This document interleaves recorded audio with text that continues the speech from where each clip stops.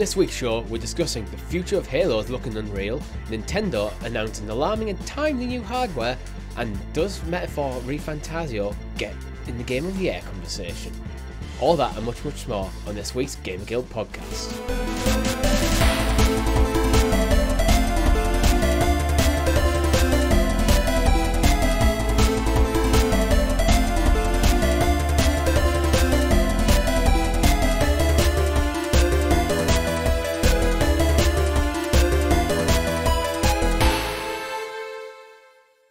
Good game, everyone, and welcome back to the GamerGuild Podcast, your weekly show where we round up all the week's video game stories and news for your listening and viewing pleasure right here on youtube.com/@GamerGuildTV and up there in the digital cloud on your podcast preference of choice. Your podcast players for this week are a hungover Mr. Chris. Yeah, your podcast players for this week are hungover. Hungover, yes, we are Very hungover. Oh, yeah, apologies for the... probably the sound of our voices on this week's show, everyone. But yeah, we went out for a few drinks last night, and maybe we had more than we realised, because you said that we both stumbled on home worse than we probably realised that we were. I think it's that fresh air hit that really drives home the alcohol. But yeah, we are what we are. We are. We're getting old and we're not used to it anymore. It does get harder, apparently. I'm sure lots of our audience out there realise it. But yeah, you don't. It hits home a lot harder. But thankfully, there's plenty of video game news to. I was going to say sober us up, but I'd like to think I'm at that stage. Yeah, I'm sober. I just wish I wasn't at work. Yeah. Did you get my my pun in the intro? By the way, I did. I like that. Alarming news. I was trying to do that with the intros, and then it's does anyone even care? Yeah, we do. I care. We do. I care. Oh, that's good. At least one person. Hi, everyone. Hi. How are you, everyone? I'm good. At home? Let us know in the comments. Are you hungover this Monday morning? Yeah. I'd be very worried if it was people. Some people might have took the Monday off and went out drinking on Sunday. That's true. Yeah. Someone might be drinking while they're listening to this podcast. Some of them might be shit-faced while they're listening to this podcast. Exactly. And we appreciate you listening all the same. We do. And we do actually have a great show lined up for you as well this week, where we'll be talking about video game news. But before we get into it, make sure you like the video, subscribe to the channel, hit that bell icon so you're kept in the loop of all fantastic content here at GamerGuildTV, where we've been currently playing through Gears. Gears. Well, just 2 Gears. We're on the second Gears. I'm looking forward to the point when we get through them, I think. With like this week's news that we'll get into around Halo, it's like I'm enjoying the pace, I think, that we are going through these. I think by the time Gears E-Day gets here, and by the time the next Halo game gets here, we'll be like steadily through them all, I think, or at least close to the point where maybe we'll push on to get everything in time nicely wrapped up, and then people can look back and see like a whole 5-year journey towards the current Gears and Halo titles. It would be nice actually to catch up with the Gears and Halo games by the time the new ones drop. Yeah. But what else have you been playing other than Gears, Chris? Well, I went back to Time Splitters, Future Perfect. Now it's got trophies, so my brother came around through the week and we had some pizza and we had some drinks and we basically chipped away at the absolute legendary classic that is Time Splitters Future Perfect, which is the 3rd entry in the series. I had played a little bit of 1, I dabbled in a little bit of 2, but I think for us, 3 is the ultimate package with everything. It's the one you have the most nostalgia for. Yeah, it's got the best story. It's obviously the most modern, so it actually really holds up well. I was saying to my brother, like, it's actually shocking how blown out to like a massive 55-inch screen, it scales up really, really well. Like, they've done a good job on it. The trophy support's really fun, but it's just that video game. I was saying to some friends around, it's got like 100+ characters to unlock, and you unlock them by, you finish the story on easy, you unlock some, you finish the story on normal, you unlock some more, you do some arcade, it's got arcade modes, it's got challenges, it's got the most random challenges, Richie. Like, there's one where you're running around a house, and it's like a death match where you've got to get the most kills. However, every 20 seconds, a klaxon goes off, and a ton of ninja monkeys show up and throw banana grenades at you. And then they disappear, and then they come back, and it causes absolute chaos in what would normally just be a normal death match. It's like you start panicking and running away from monkeys, and it's so funny. And then one of the last challenges is monkey curling, where you actually throw the monkeys across it's essentially a map from one of the campaign levels. You're on like a frozen lake, But instead of doing like a mission, you are literally curling monkeys with a power gauge and a directional gauge into a circle, and you get points for it. And yet to get like the gold trophy, you've got to get a certain score. And everything you do in those challenges unlocks more characters to play as. It's great. It's great, and the variety is so like you can tell it's the old Rare people who are like of GoldenEye era, because they just have that like passion and the comedy, and it's so like early 2000s comedy as well. So many innuendos and stuff. Like there's an old man, I think he's in the army in level 2, and he's like, "Oh, look at my weapon." And yeah, it's going to go off, and it's proper. It is just like such like childish humor, and it's so fun. Like if you've never played Time Splitters, if you play with siblings, or you just want a really short, fun, classic campaign, and it plays like GoldenEye. I've said before, like the sound effects and the gameplay. They've used the same sound library. Yeah, essentially. But yeah, and that's my 145th platinum now. Oh, wow. So I'm on my way to 150. But yeah, I highly recommend if you've never played Time Splitters, but you like GoldenEye or just like fun first-person shooters, and the art style. So it's just, yeah, it's good all around, absolute fun, and I had a great time with it. It sounds like some gameplay choices there that just don't happen now, like arcade mode. When's the last time you played a game that had an arcade mode? Yeah. Like, yeah, you can play the game, but now you can play the game as if you're in an arcade, and you get to see you can get the highest score as well as playing the game. Yeah, and they are so creative with it. I know I said about the monkey one, but there's like the level in the campaign which takes place in a haunted mansion. In the challenge mode, it's a bunch of cow carcasses that appear in the kitchen. Obviously, and you're the butcher, and you have to kill so many of them, and they absolutely swarm you. With like they've got no arms, they've got no head. It's just the carcass of a cow, and there's tons of them on the screen, and you're trying to shoot them and like put them down properly before the time runs out. And it's like that's just like a random challenge. Some devs thought up and thought this will be funny. We've got the character model for the dead cow from the campaign. We've got the assets to build the room. Let's just work in some kind of challenge and point system, and then boom, that's something extra for free. I didn't buy a season pass. I didn't wait and didn't pay for any DLC content. I unlocked it through just playing and enjoying the game, and it was refreshing. It sounds like the sort of thing that a developer was probably just working on to test something out, and then everyone like Rare was like, "This is actually really fun. Let's just put it in the game as a mode." Yeah, it does, and it's like definitely got like you'd have a blast with it. Like it would remind you so much of like classic shooters, and just the comedy is it's Rare through and through. You'll see that if you play like Sea of Thieves now, you'll see that kind of like just witty, childish, funny comedy stuff throughout, and can't recommend it enough. I might have to check it out because I've never played any of them. You'd really enjoy it. Yeah, it's time split. It is. As for me, it's just been Echoes of Wisdom. That game is amazing. It just. How many hours in are we now?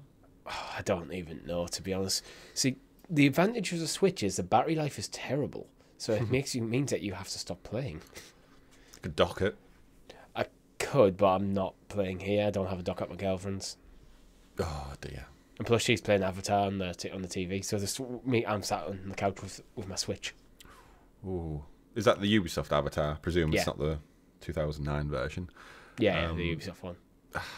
That's one of the few games that I think it was just like a moment in time. Like I've got it, I started it, I did the first look on the channel, and I just had no urge to go back to it. And it just sat on my shelf waiting. I do think when the next movie comes out, like my interest will peak up again, and I'll be like, "Oh, I've got a like 30-hour open world Ubisoft game here that didn't review terribly." Again, classic Ubisoft, isn't it? It's like it's just a good game. It's not great. It's not going to blow anyone away. It's a good game. It looks stunning. Yeah, the visuals but are beautiful. Gameplay seems decent enough if you kind of like the first-person Far Cry kind of thing with a bit of a Pandora twist on it. Narratively, it seems just completely lacking, really, to be honest. It just seems like there's no point to it. Yeah. There's no... The only real thing is, you're trying to liberate Pandora. That's kind of it. And there's no real narrative through line through it. You just go to the bases. It's like the movies, isn't it? Like, scratch the surface, and the movies aren't really that deep. It's like, go to planet, kill the natives, take the resources, and then the sequel is we're still on the planet and they're going to kill some other natives because reasons, and it's like that's about it. But yeah, it's like but the gameplay loop is largely just go to the base, clear everything out, there you go. Yeah. The side quests are actually just literally just the collectibles as well. Yeah, and So we it's wonder just- why Ubisoft returned to Far Cry and Assassin's Creed as like their known quantities of like this will print us money. Let's just make more of this stuff. Yeah. You had But it's Avatar like- and Star Wars, and somehow slipped up on both. Like, it could be a good game there. What it just needs is a compelling story to get you invested in the world. Yeah, But- it's an interesting one, and it'll probably, the good thing with IP games is they generally probably pick up around the Yeah. time the movies come out, and I know it's got seasonal content. I want to say is about like should be Probably dropping it's imminently. It's Ubisoft. There will be. They had a still be stuff. roadmap for it, and obviously it makes sense having the roadmap if there are new movies coming out for the next couple of years. You could keep this alive in like a respectful way, but who knows? Who knows? Who knows? But you know what I know, Chris? It's time for you to introduce us to the graciously gathered Gamer Guild Gazette, aka the news. The news. And as always, the news is brought to you by our guild heroes, which you can join for as little as 99p over on the YouTube channel. Thank you all for your support. Really, really appreciate it. And we do actually have a storefront where you can get this sexy blue hoodie. Ooh. And there's a sale this week as well. Starts on the 17th. So we warned you last week not to buy anything, which is very counterproductive towards merchandise sales. How to run a but if business. you Tell your audience not to buy things. do not buy from us. But if you do wait until the 17th through until the 22nd, you've got a couple of days there with 20% off everything in the store. So Richie's hoodie, my hoodie, hats, caps, flaps, everything. Well, you can't actually have mine. I'm keeping it, but you can have one like it. Yes. This one, Unless this they one want belongs to me. Unless they want to ballpark an offer to you in the comments. Oh yeah, I mean, if the number's high enough, It's got that Richie essence on it. I'll pay extra for that. Yeah, if the number's high enough, like, but we'd have to be talking quite a lot of money because I like it. Name your price, chat. Yeah, start bidding war in the comments to buy my hoodie. Breaking news: just after we finished recording, Game Freak got hacked, and we have the information came out of it was a bit too tasty to leave for another week. So I'm going to be inserting this somewhere in the podcast. So We did a Chris, pick me up. yeah, and we I'm did no a longer pick-me-up. hungover. I'm no longer Yeah. hungover. It's a I'm miracle. not hungover yet, and we've changed clothes. Actually, you're wearing the same hoodie. I think I made a point of wearing the same one, but I'm in a different. My blue hoodie's at my girlfriend's house, so I couldn't. The choice wasn't there. no, I feel so much better though today. Yeah. Oh yeah, me Big too. relief. So I'm less hungover now, but further in the podcast, we'll resume hungover Our content. usual shit states. But yeah, Pokemon news. Pokemon. We couldn't not get it in. Game Freak, unfortunately, being hacked. Obviously, shitty practices and stuff. But as we do cover game news, this is probably going to be the biggest story come Monday when everyone wakes up stateside and covers this and more information comes out. But as an overarching view, we've got it's one of them typical hack leaks where they have like file information and stuff. Yeah. You'll probably see more of it, similar to the Insomniac one, throughout the course of the days ahead as they, I guess, hold the information hostage to Nintendo and Game Freak and go like, oh, you've got to give us it, otherwise we'll charge you.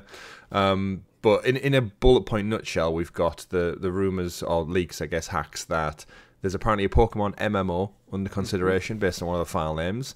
There is a battle-focused multiplayer, which is being co-developed with Game Freak and ILCA, which has been in the works. It's going to be like a Splatoon. That's called codenamed Synapse.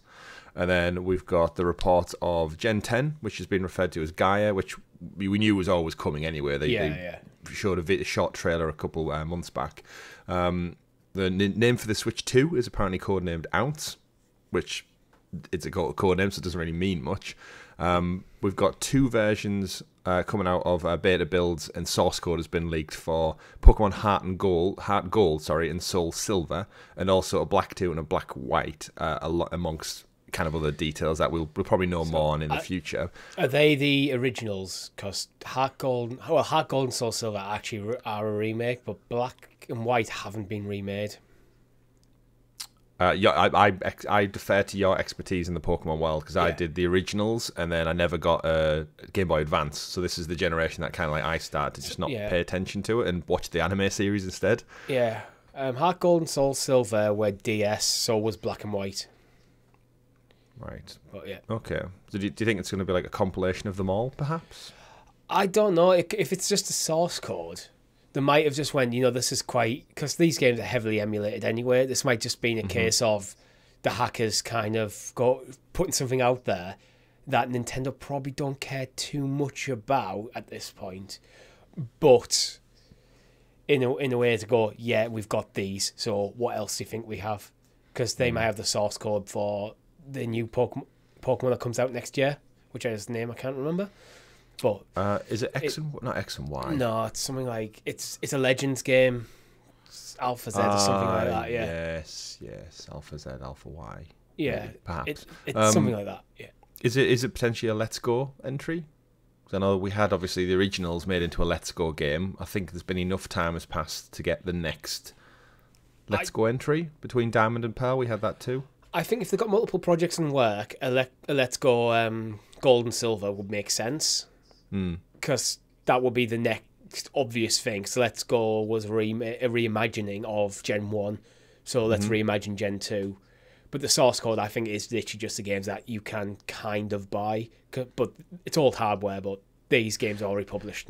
Yeah, that's the thing with leaks and hacks like this, is it's all just files that are kept presumably on the developers' servers, and it could just be old material that's left around in and amongst everything else, because someone at some point might need a file to refer back to or to check in on or to pull information from. So no surprise there. With this, I think what they've done, it seems the hackers have done, is they've got a collection of different stuff about the Switch 2, they've got some stuff about old game source code, some new projects in development, and dropped a few nuggets to kind of go to Game Freak and Nintendo.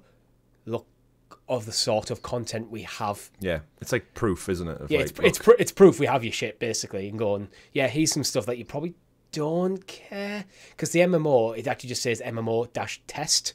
Yeah. So that could be 10 years old.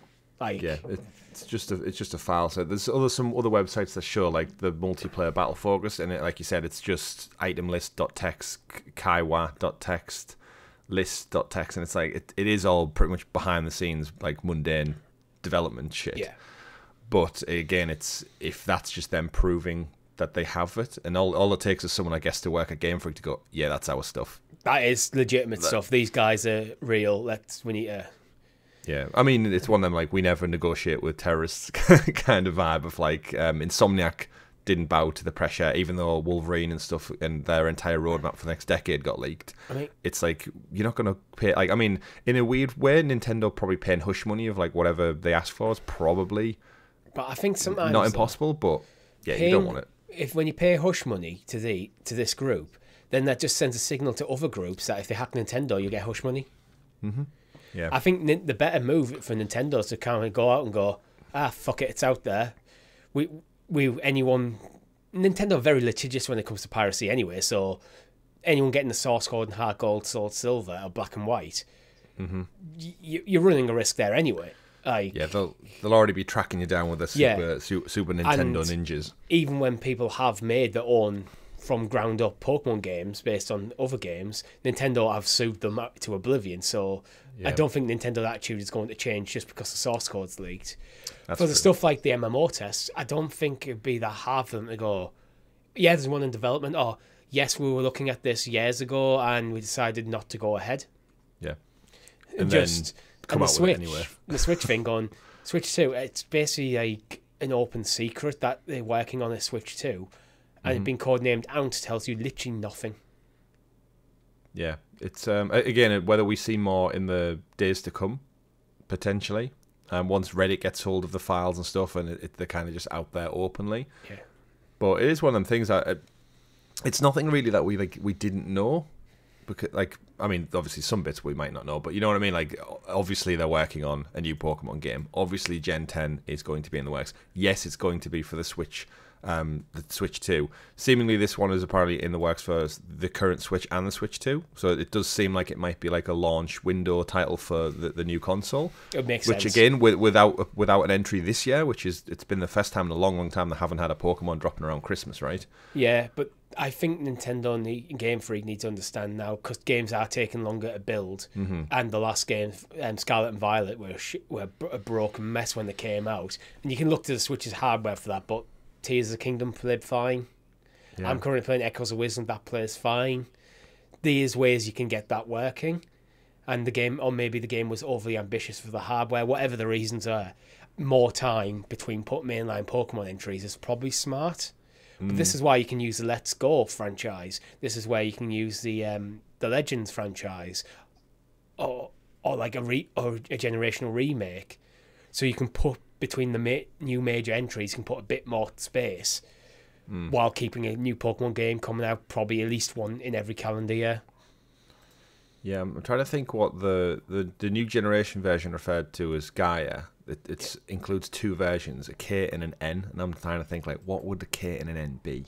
Judging on, like, the history of what they've picked. Yeah. And they always have, like, almost opposites, like Sword and Shield and stuff. What could K and N be? Don't know. Let us know in the comments below if you've got any good ideas. I mean, Gaia is obviously to do with the earth, and it's yeah. So I'm thinking, like, more nature-based, natural and something, but I mean, it's Game Freak. They could, in Japanese, they could do absolutely anything here and surprise us all. They started with colours, but then they've also done like rare metals, rare minerals, random letters. Then they went back to back to colours, and then made up words like Arceus. What was the K and N? K and N, yeah. It could be night and night. It could be, yeah, night and night. I'm thinking nuclear and because I don't know if you remember seeing the ROM fake version of Pokemon Nuclear. It was uranium and nuclear, wasn't it? Yeah, and it looked great, and it was like obviously pulled down because the Nintendo company went after them.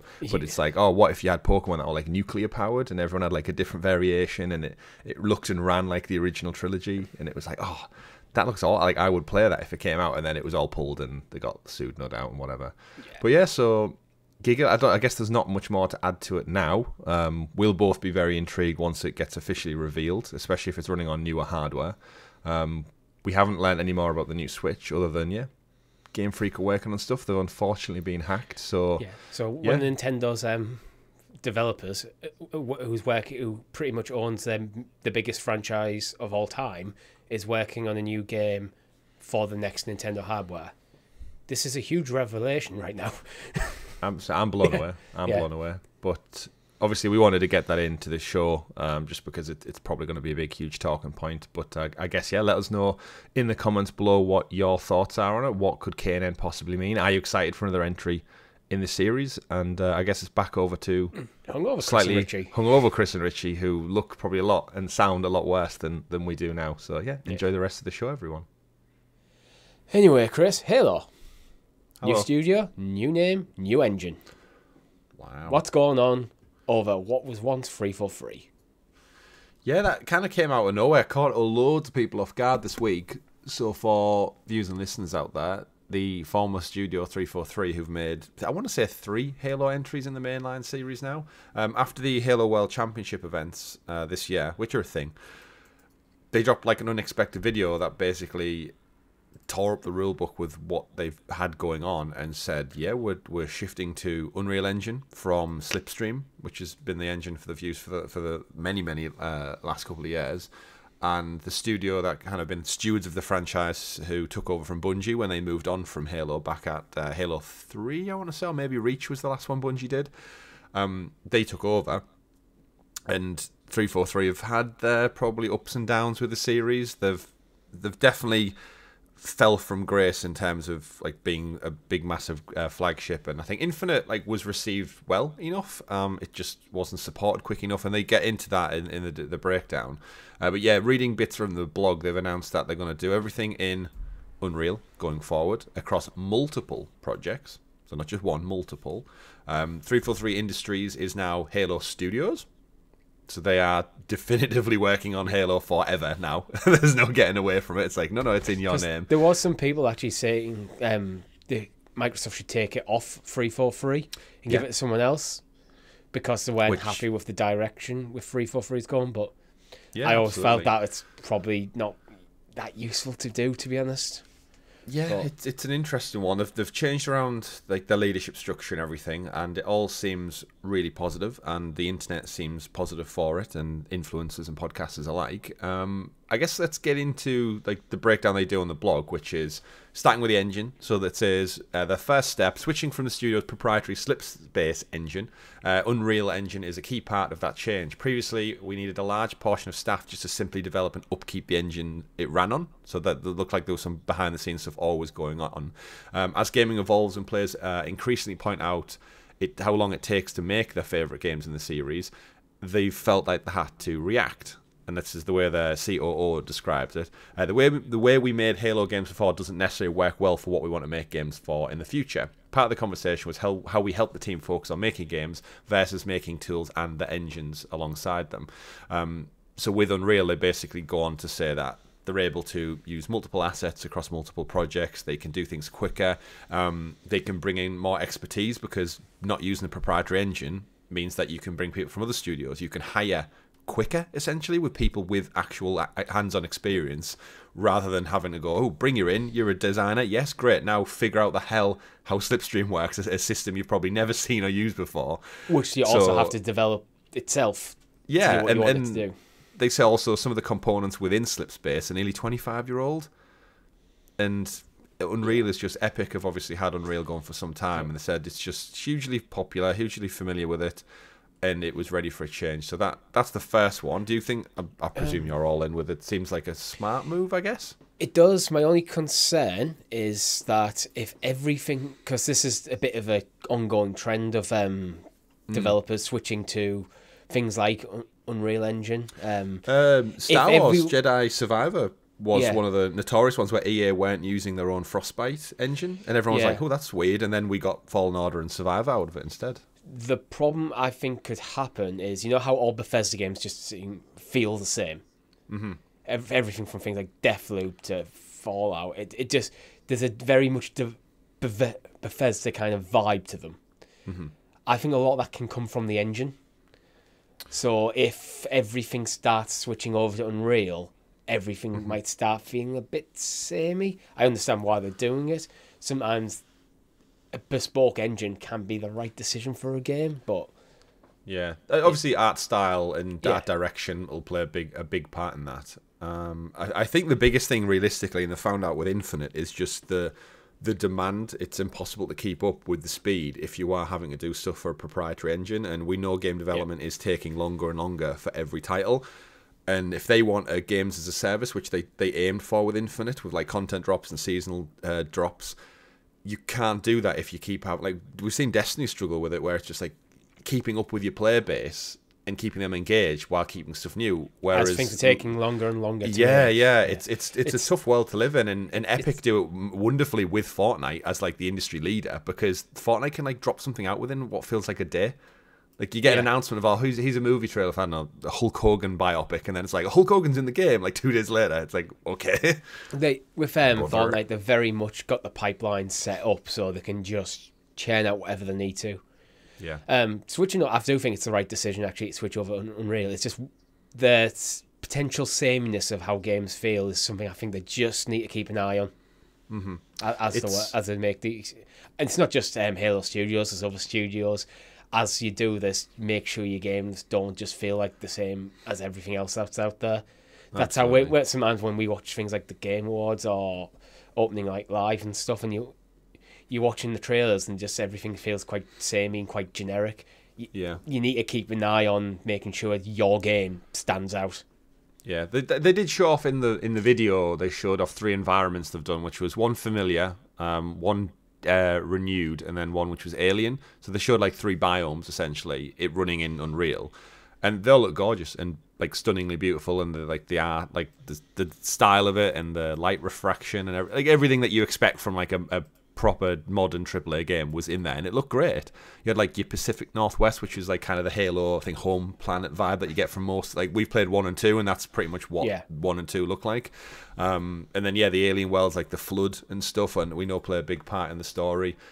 So I'm really intrigued by it. They went on to then talk about saying forging ahead with something they've described as Project Foundry, which isn't a game. It's not the way on a game. It's almost like a new ethos at the studio of everyone can chip in and help with building assets, which is in turn going to allow them to share across multiple projects. So essentially it seems like if you work at Microsoft or Xbox or any kind of spoke around the orbit of the Project Foundry, is you can just dip in and go, oh, there's a tree that I need, there's a tank object or something that I need, and it's to clean up that pipeline you were describing of just actually having this foundation of just assets all running on the same engine. Seems like it's going to streamline a lot of stuff. Yeah, and Project Foundry, it seems like just a way of like a set of probably tools and almost like a bit of a culture thing more than actual anything else. So if someone has an idea, they can quickly pull together a concept. Then that will help with, okay, I'll quickly pull a concept, pitch it to the team, yes, let's go ahead, let's get it. Just to move that on at pace, especially because multiplayer is a big part of Halo. Well, I'm usually an advocate of single-player game should be single-player, multiplayer game should be multiplayer. Halo's one of them that is both and has always been, and I think that is something they probably need to keep. Just as a thing, as a legacy. But multiplayer games need a level of ongoing support that single player games don't. So that's where you need to get that pipeline up and running so you can keep your content coming out to keep your players engaged.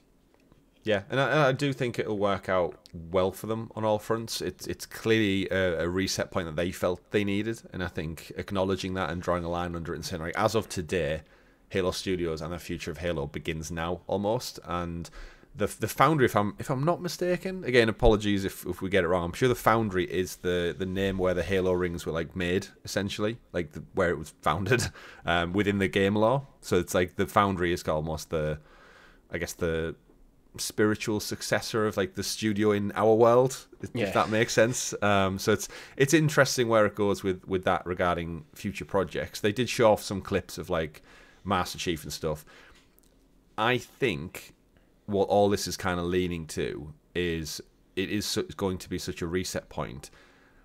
I can see the first one getting a remake and a reboot. Like, we've got the Master Chief collection, but as even a way that, of it's like a starting point of like, right, we know it's a proven quantity. Infinite did what Infinite did, for good or bad.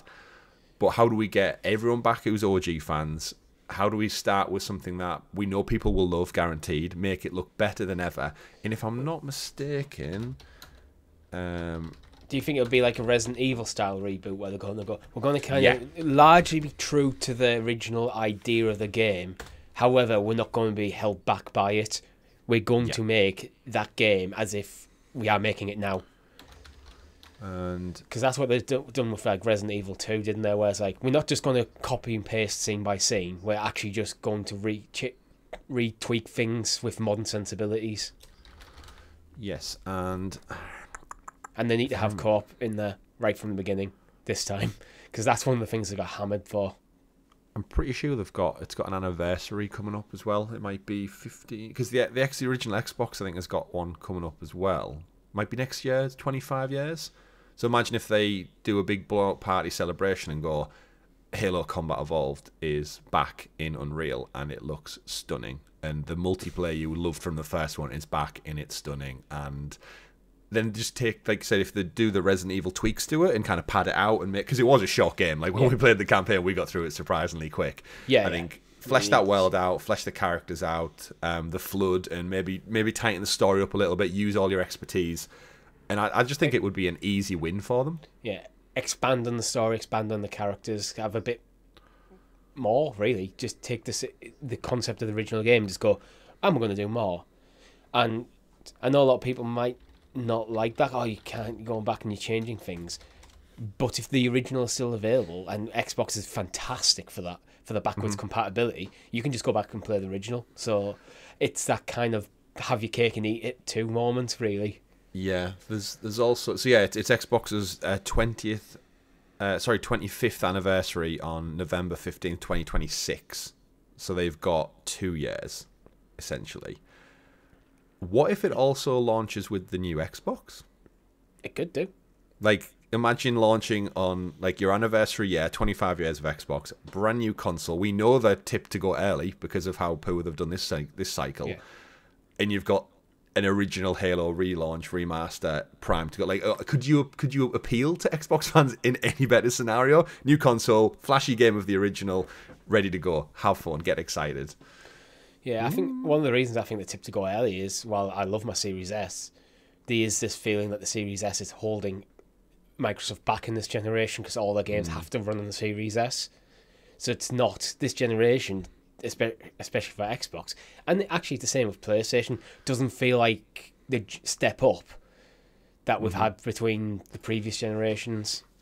Yeah, absolutely. But yeah, I think you're right. It could be a real good way. And to be honest, I think this blog post is actually very important because it kind of shows that Microsoft have been thinking and paying attention, because it feels like the shine has come off Halo as as one of their flagship IPs.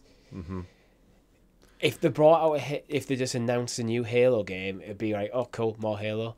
Yeah, we like Halo, that's good, but it wouldn't be like, oh my god, they're doing Halo, yes. Yeah, it's that difference where this blog is going, look, we are changing things, we're making changes for the better. Yeah, now you can be excited for the new Halo when we're ready to tell you about it. And I think exploring Master Chief and stuff in the original tale in a deeper level will work really well. Isn't it ironic though? We're at a point 25 years of Xbox soon enough, and we're still like back in that cycle of talking about a new Gears game coming out, a new Halo game coming out, and it's like, I know they've got other IP around it, but it's like I hope they're good. And I hope they sell. It's so hard with the Game Pass model of like you can't really gauge how well stuff does anymore. Like Infinite, we presumed did not as good as the rest, but it's at the same time I have no idea what the player count's like. I have no idea how well it's sold because everyone just picked up for free on Game Pass, and you're just kind of like, yeah, I guess. I think there's like kind of three main metrics when you're trying to judge how good a game is. One, there's the actual reviews. Two is sales, but three is like how much people have actually played the game.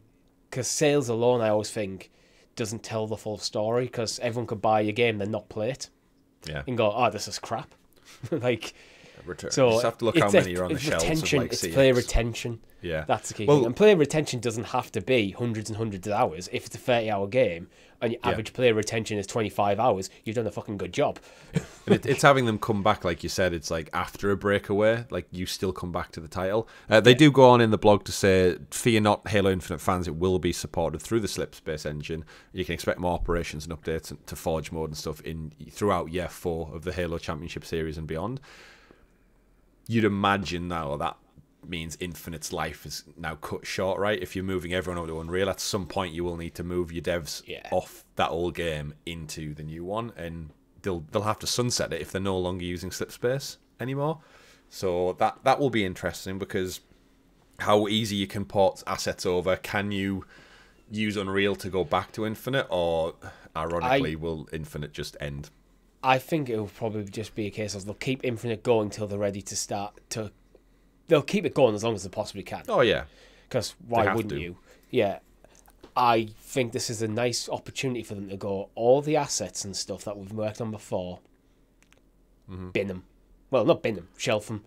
Like they are now just there for reference, but we're going to start from scratch, remake all the assets in Unreal. So don't just find a way of porting it over. Actually, just put the legwork in now to create that foundation that you want to build on going forward. Yeah, and they go on to talk about going forward about, yes, we want to be clear, it's Halo games, plural, in development right now. We had a disproportionate focus on trying to create conditions to be successful in servicing Halo Infinite. They go on to then say, this switching to Unreal allows us to put focus on making multiple experiences. After saying focusing on a single evolving project was difficult. We obviously had the Master Chief Collection as well, and it opens it up to what can you do in this world. And this is when I've listened and spoke to like Halo fans in the past, like some of our friends and everything. They have in their mind like this wider world. We had Halo Wars, which was totally different. I know they've done it a little bit with Gears, but I think just as people who've only played the first 2 entries in the series and dabbled in an occasional multiplayer, in my mind, I think I said a couple of weeks ago or something, the Helldivers model. I would love to see a Helldivers style game where you drop in as a group of Spartans and you just go and take out the Flood in a Helldivers mode. Like, you don't have any deep story necessarily. You just have the different planets in the Halo world, a couple of different Halo rings kicking around, and you just drop in like you do. And like, for anyone who enjoyed and watched the TV show, that's pretty much episode to episode what you do. You're saving a planet. You are essentially the police of the galaxy. that gives you the perfect format to just go, just go on and shoot some bugs, shoot some flood, kill these giant monster people. It's what can we do with the IP, really, isn't it? It's like, because when we've played the games, there is this impression that there is a greater universe out there, and you can almost feel like they've got documents and documents and documents are stacked up, even from the first game, of world building that doesn't actually make its way into the game, that they're there as a reference tool for when they're making future games. Yeah, that they've got this probably huge amount of lore that's probably never been published in any way, shape, or form. That is just there to guide the development of the games, so you can explore other parts of it. Yeah, and there is like that huge, like, as you said, bigger picture. And I think it maybe the first two games, I don't know how you felt, but I felt the first two games, like, they showed intrigue, but they never really explored it more. Whereas to compare it with something like Mass Effect, because you did planet hop quite a bit, and the story, very, very rich story in Mass Effect, I got totally drawn into that universe, and I read the lore, and I was listening to it, and I felt like I understood the history of that galaxy. And with Infinite, after 2 games in, I didn't really get that vibe. But like you said, it's there, but they only really scratched the surface in the campaign. And subsequently, games 3, 4, 5, and onwards could expand that out way, way more. But we're not there yet. So this is why I think a remake / reboot of the first one with that Resident Evil style expansion of things would work really well. And yeah, multiple games. What would you like to see out of a Halo? Would you like a horror game where you've been chased by the flood or something? Or, you know what? I never even thought of a horror game, but you could do that. You could literally do a game where you're not in the power armor. Yeah. You don't have to be a Spartan. It's more grounded. You could just you're almost like a survival thing, almost like similar, like something like The Last of Us. Like you're on a planet that's been invaded by the flood. Yeah. And you're working your way through a narrative. You try whatever else has got going on that planet. They literally have an infinite universe to play around with. Because the flood were like that's what they did. They went. The whole point of the Halo ring was to stop the flood taking over the entire galaxy, wasn't it? And like basically turning everyone into them zombie creature things. So yeah, that like. You have the monsters to make a horror game. Like, imagine a Dead Space Halo. You arrive on one of the Halo rings, and it's half shut down. Some of the systems aren't working.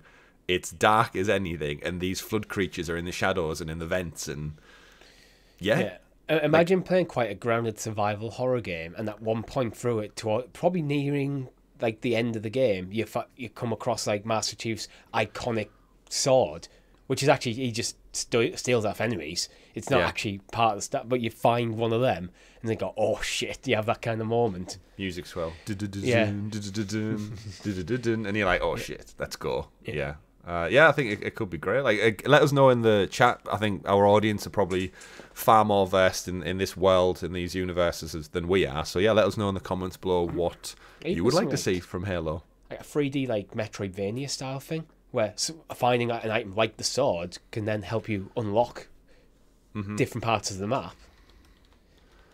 So yeah, it is such a rich universe that is ripe for, again, multiple games. So what actually is Halo Wars? Oh, Halo Wars is a RTS.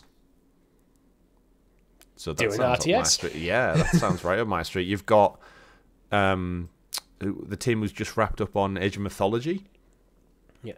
And then again, if the assets are now being used in Unreal, that's where you could realistically take an asset from a real world 3D game, right? Shrink the asset down and put it onto a grid like for an RTS title, but you wouldn't have to make everything from scratch because it's there. So it's interesting. Yeah, and you can work with the Age of Empires guys to kind of, because they know how to make these sort of games. Like they're the best, surely, right? That's who you would want to go to, and they've just been freed up. And it gives, like, with Microsoft now with the RTS genre, then they'd have. Is it Ara History Untold? Is that actually Microsoft first party? I can't remember. I know it's on Game Pass. It's not first party now. All right. Well, they've got Age of Empires as kind Survival, of quite a grounded medieval historical RTS, and now they could use Halo, like bring back Halo Wars as a sci-fi RTS. Yeah. So to add that history into it, Richie. Yeah. The team Ensemble who made Halo Wars, they made Age of Empires 1, 2, Mythology, and 3. Sometimes didn't do Halo Wars 2. Yeah, we should. Apparently they were working on a Halo MMO codenamed Titan, which never happened. Yeah, I think that's probably one you might want to stay away from, because I think a Halo MMO already exists. It's called Destiny. It's. I think that the opportunity is probably past for something like that. I mean, you had Bungie making Halo for you at one point, so the proof was there. Racing game? Warthog racing? No. No. Little mini warthogs and a giant Master Chief in it, like a kart racer. It'd be hilarious. It would be funny.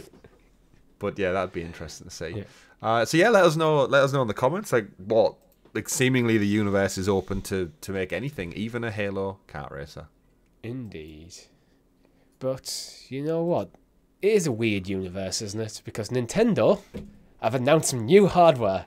Yes, the Switch 2. It's here. No, it's not the Switch 2. It's time to wake up, everyone. Nintendo are not making a Switch 2 because they're too busy making an alarm clock. Nintendo. You never fail to surprise me. I mean, yeah, most people must use their phone, right? Nowadays. You're on mute. That was my initial reaction, actually, to this. Okay, it's cool, but phone? I could literally just download the Mario theme and stick it on my phone as my alarm sound. So it's like, it's not adding functionality that I don't already have. Yeah, for those who aren't aware, there's an alarm clock that has like a screen on the front of it instead of like just a clock face, and it comes with multiple Nintendo franchise IP themes. And to read from their website, introduce a little play to your wake-up routine with Nintendo sound clock Alarmo. It's called Alarmo. I like this that, interactive alarm clock. It sounds like Cappy from Odyssey. Yeah. It's like, he's just Alarmo. He's just Mario's clock friend. Yeah. This interactive alarm clock detects your movements whilst getting up and plays sounds to make you feel like you're waking up in a game world. So not only does it wake you up when you get around and walk around, it's like, I don't know how this is going to work in person. So reading from some of the features, waking up, select a title, pick a scene, set a time, and let Alarmo do the rest. In the morning, the alarm starts playing at the time you set using music and sound effects from the scene you've chosen. Okay. Rolling over, Alarmo has sensors that react to your movements and will play sounds if you stretch your arms or roll over. Your alarm will grow quieter if you move around. So it's almost like trying to gamify waking up. Getting up. Once you're up and out of bed, your alarm will stop without you even needing to touch it. And then it goes on to say 35 different alarm clocks from 5 Nintendo franchises. Each alarm has unique sounds, visual themes, and a wake-up experience. The screens also change to match your chosen game. And they showcase Mario, Zelda, Splatoon, Pikmin, and Ring Fit Adventure. It's that famous franchise. By linking your Nintendo account, you can download additional alarm themes like Mario Kart 8 Deluxe and Animal Crossing. And you can customize it to keep track of your sleep activity. It shows your records. It has sleepy sounds, a gentle mode, a firm mode, an hourly charm if you want to. And the most hilarious part about all this, Richie, it's £90. I know, that was the thing. It's like, if this was like 30 quid for a kid, this would be quite a cool, like... Yeah, you don't want them to have the phone maybe in the bedroom or something. You want them to kind of quiet down, and they like Mario, I guess. Like a daft present for Christmas or something, but like £90 for something that I will want to just throw at a wall first thing in the morning. It's like, I don't... It's such a Nintendo decision. I understand the price point, actually, because it does have like the movement tracker features and stuff, as creepy as they are. So there is a bit of tech going in there. What happens if you like... But it's an alarm clock. I'm sure a lot of people who are buying these maybe live on their own, but what if you've got two people? Like, if your partner's staying in bed, like you don't necessarily get up at the same time. Well, that's very simple, Chris. You just buy 2 of them. Oh, of course, yes. How foolish of me. Yeah. It's such a Nintendo thing, isn't it? Should we focus on the Switch 2 and try and get that out for this Christmas season? No. We're going to make an alarm clock. Yeah, I mean, I don't know what more could we say about this? Will you be picking one up this Christmas? No, I won't. Again, if it was 30 quid, I might have been tempted. for not paying. It's You just know- one of them things. You know what I find hilarious? It doesn't have Pokemon, and they have Pokemon Sleep. Yeah, when I saw the announcement, Surely of this, that's I thought, it's a match made in heaven. Pokemon Sleep and the Nintendo and Alarmo. maybe. It's not really a news story this week, but there's been 10,000 invitations gone out to Nintendo subscribers online to test something, and they've all been secretly NDA'd against talking about this playtest that's going to happen at the back end of this month. What if it's to playtest Pokemon Sleep on Alarmo? Nintendo Sound Clock Alarmo. No, I can't see. Actually, it could be. The thing is, that's one of them stories where everyone's going, "Oh my god, Nintendo getting people to playtest something. It's going to be amazing," and it will literally just be. It will be something like that.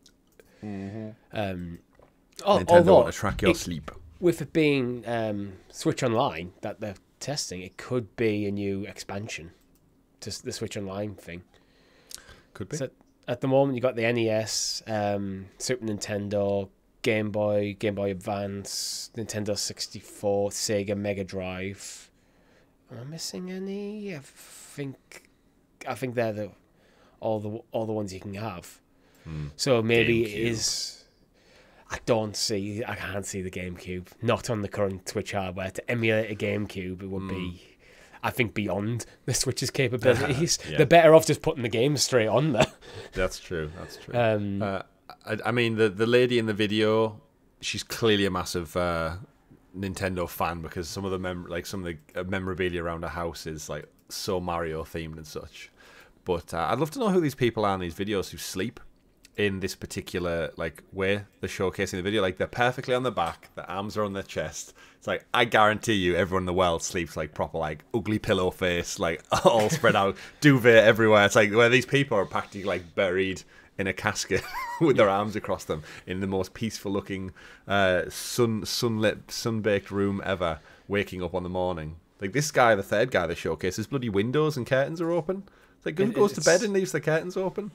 It's almost like as if the advert was directed by someone who understands the concept of sleep but doesn't participate in it. Yeah, and it's also marketed at young adult, it seems like. But yeah, if you'll be buying an alarm clock, let us know. Yeah, everyone in this video, their curtains are open. Like, someone is Alarmo getting up and opening the curtains before sounding the alarm. I don't like this clock, Richie. I think it's got ulterior motives. Yeah, I don't think it's a bit creepy that it tracks your movement. Like, I don't really need an alarm clock to do that. Get back here, says the alarm clock. Yeah, it's a Nintendo decision, but we'll see. I'm sure it'll sell out everywhere, especially Japan. Probably, yeah. There'll be a lot of kids asking for it for Christmas. Mom, I want the new Nintendo. What is it? It's an alarm clock. Yeah, you just think you could buy probably nearly 2 Switch games for the cost of this alarm clock. It's like, just buy the games. You'll get much more fun out of them, trust me. If you need to have an alarm clock, go buy yourself one you can probably get one off Amazon for $10 or something. I don't know. Or use your phone. Use your the phone. Rest of the world. Yeah, or you use your phone and then just go play some goddamn video games. But you know what isn't an alarm clock, Chris? The PlayStation Plus catalog for October.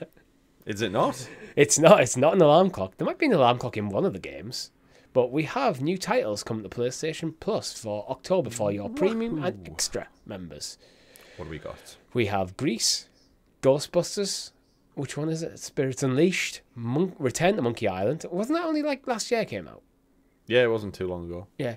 Dead Island 2, The Devil in Me, which is part of the Dark Pictures anthology, I think. Mm-hmm. And 2 Point Campus. 2 Point Campus. What are these? Oh, Firefighting Simulator, The Squad. That's what it's called, Firefighting Simulator, The Squad. Overpass 2. Tour de France 2023. Not 2024, yeah. I don't know. I don't think you get an annual release of this, maybe, but yeah. Tom Clancy's Ghost Recon Wildlands, which is a re-release. And you get The Last Clockwind on PSVR 2. Spawn PSVR 2. Dino Crisis. PS4, PS5. Is that the one you're waiting for me to get to? That was the one. I'll get through the list and then you can talk about Dino Crisis. Siren. R-Type Dimensions EX for PS4. And that is it. Dino Crisis, Chris, go. Go. I don't have much to say on Dino Crisis, other than why the hell hasn't had a remake yet. I know I've said that many times on this show. But yeah, for anyone who hasn't played Dino Crisis, this is the PlayStation 1 game, ported over. Research scientists, it's pretty much Jurassic Park meets Resident Evil. Like, what's the not to like? Or be scared of, I guess. This game scared the shit out of me when I was a kid. I definitely shouldn't have been playing it. Obviously, by today's standards, it probably looks not scary in the slightest. Yeah, because of the pixelized nature, like the blockiness of all the Absolutely. stuff, yeah. I must have been probably, 9, 10-year-old when this came out. I don't know how we got our hands on it as kids, but it was one of them. And I remember playing it with my cousin and just, absolutely, like, having nightmares, going to sleep. There's a scene, I think, in particular where you solve a puzzle, like typical Resident Evil puzzle, where you're getting, like, the coloured lights. You have to get the battery things to go in the switchboard to, like, light up the red, the green, the blue, and whatever. And when you do it, it unlocks a gate further down the compound, and velociraptors basically get out and do that, the fixed camera angle for Resident Evil. It shows you the door outside of the room you're in, and the raptors converging on that room, and the music picks up, and it panic, and like, the second I leave this room, they're going to be there. They're outside waiting for me. And tank controls as well, like Resident Evil style. Oh, God. But ultimately, like, scary as hell. You fight T-Rex and stuff, but it has those scenes where, like, blood in the corridor, and something's going to smash through the window. It's like, you find that there's a corner to the corridor, you see the blood, like, the blood marks go out and down where it's clearly something's been dragged.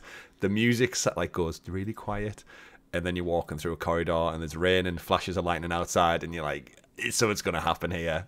And it's ultimate Resident Evil, and I think Capcom, this has to be on their radar for, like, an RE remake style. Modernize it a little bit, tweak it, improve the story. But we don't get enough dinosaur games, Richie. They're literally nature's true monsters, and other than Jurassic Park franchise, no one else utilizes, like, should be fantastic IPs. And Turok seems to be dead in the water as well, as it was one of the other notable dinosaur games. Like. Come on, Microsoft, bring back Turok. Bring back loads. But so I'm looking forward to see that. I'm really enjoying the cadence in which we're getting, like, these old games. Obviously, I waxed lyrical about Time Splitters earlier on. There's a couple of old ones I've gone back to recently, where, like, now they've got trophies like Sly Cooper, Jak and Daxter, like, all those kind of things. And I think for game preservation, it's fantastic. For kindling interest, it's fantastic. And just playing it on modern hardware is really, really nice. So, aside from that, the month's Dead Island 2, great. It's the most recent one. I think it's quite a solid month, actually, to be honest.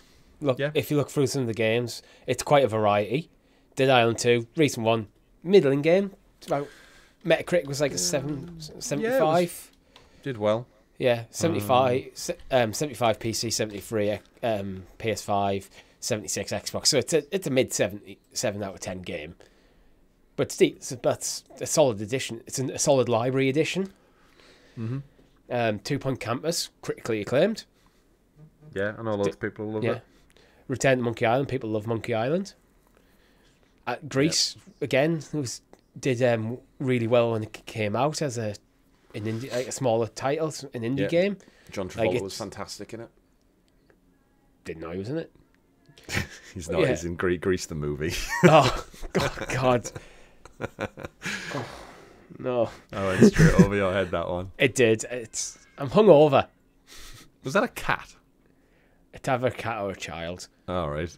I heard that, and I was like, either way, it needs to go away. It does. Return to Monkey Island, that's a solid one. And if you didn't like it, you got Tour de France, so... Yeah, the Ghostbusters one is probably one to avoid. It's not a great one. It's the multiplayer kind of like drop in, drop out team up one, and it didn't really land that well. But the Dark Pictures anthology is probably one of the better received ones, but I feel like this being included is just them trying to recoup some money. Yeah, I don't even know how many games are left in the Dark Pictures anthology. We must have got most of them now. I feel like the Dark Pictures anthology in itself is just a flop. I think it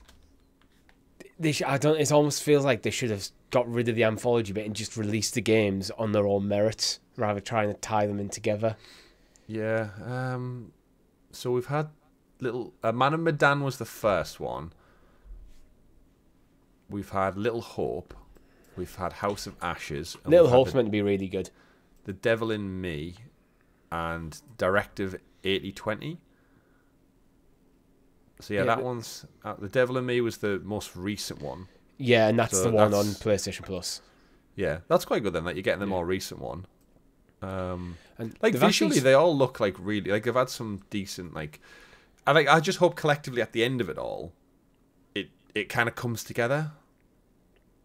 Like somehow, like it's unified. And it's like, oh wow, Yeah. and there is that reality where they've not done it any better than Until Dawn.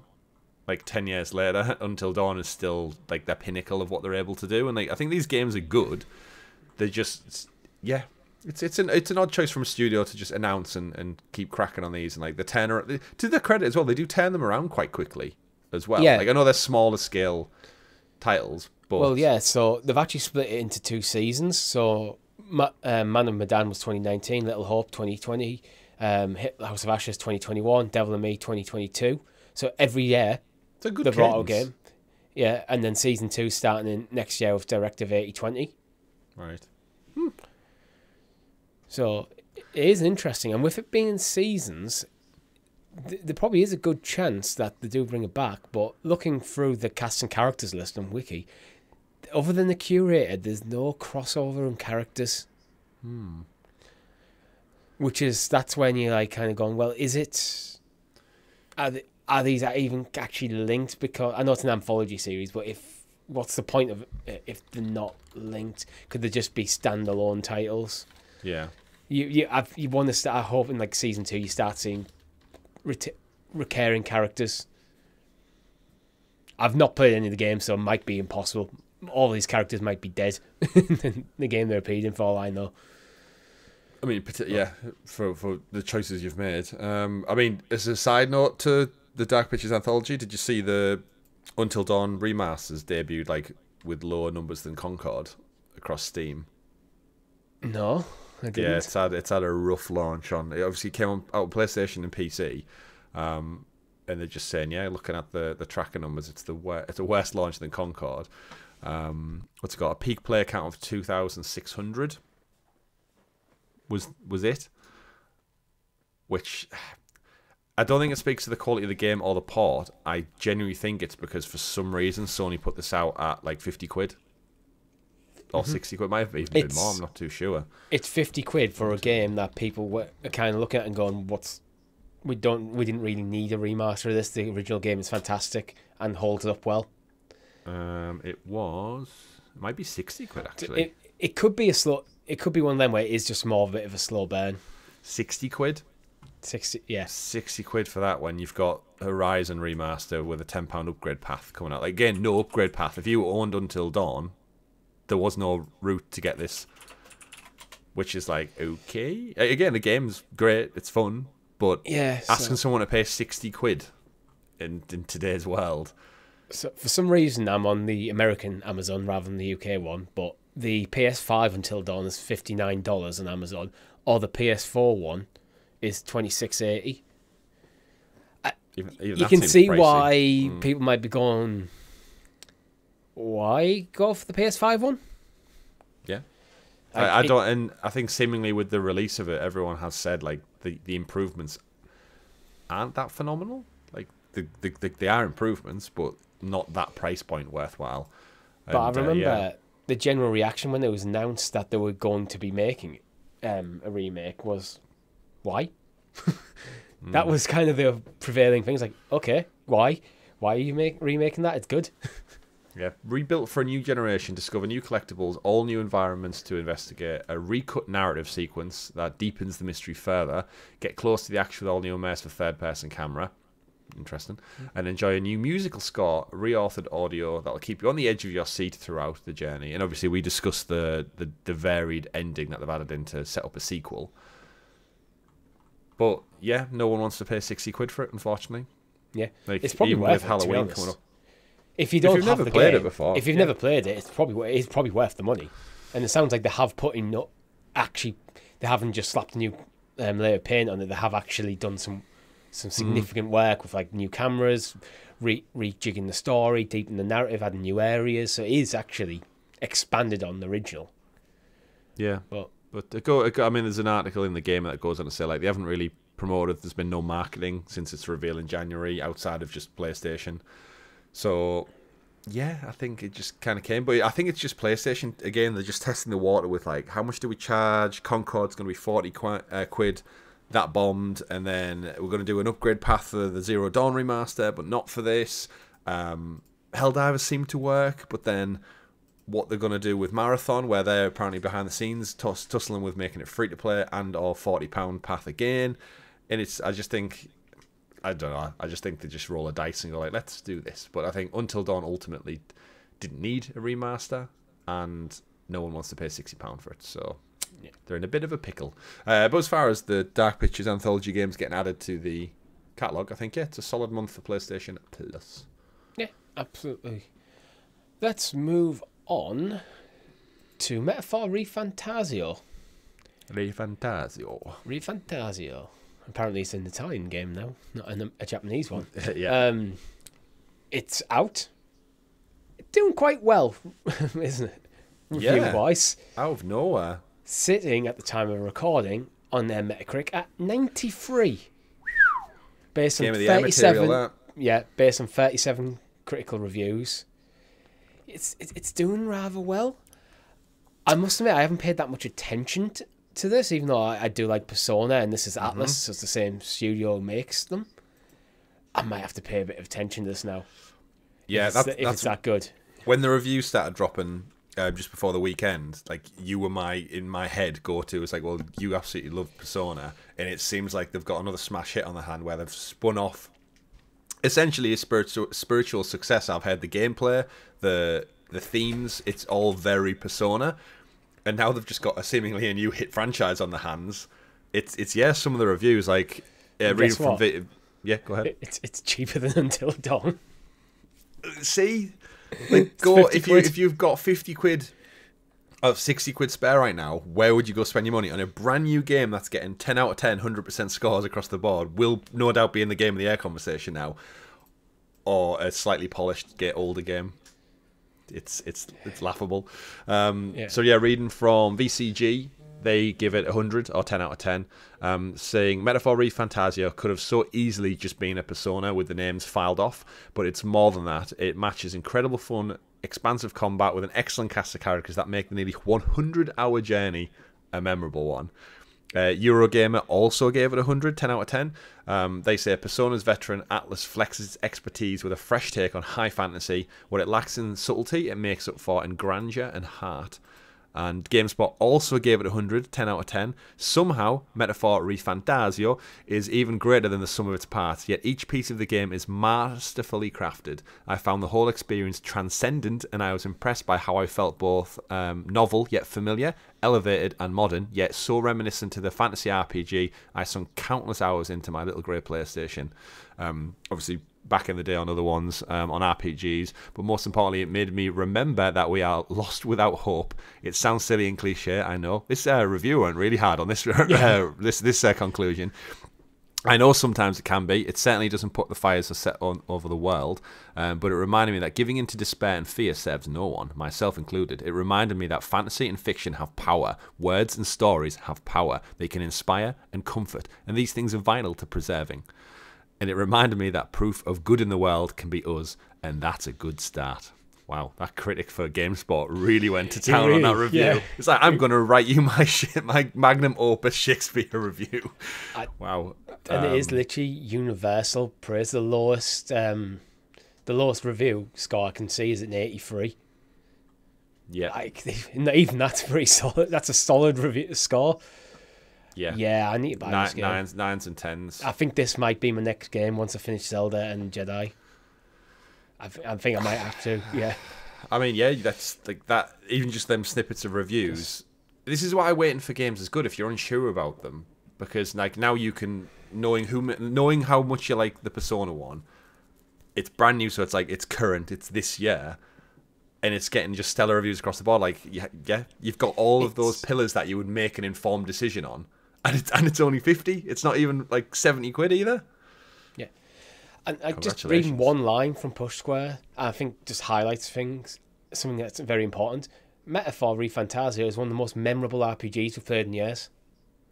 Damn. It's that memorable thing. If it sticks in your mind, to be honest, when I first saw the trailers and stuff, I thought it looks decent, but it does just look like another Atlas game. But the fact that all the reviews are going, no, this is actually really, really good. Like, this is potentially better than Persona 5, the way it's reviewing. Like,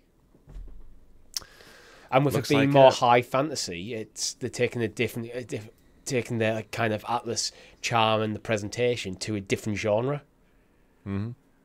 It's I mean, yeah, it's got my intrigue now. Out of Thanks, nowhere. The sixth axis describe it as metaphor ReFantazio is sublime. Persona fans will have an absolute blast playing this and hunting out the subtle, yet also not so subtle nods to its franchise's cousin. A couple of minor annoyances make it feel rough around the edges, but they don't hold it back from otherwise a perfect score. And they give it a 9. So maybe not quite a perfect score there.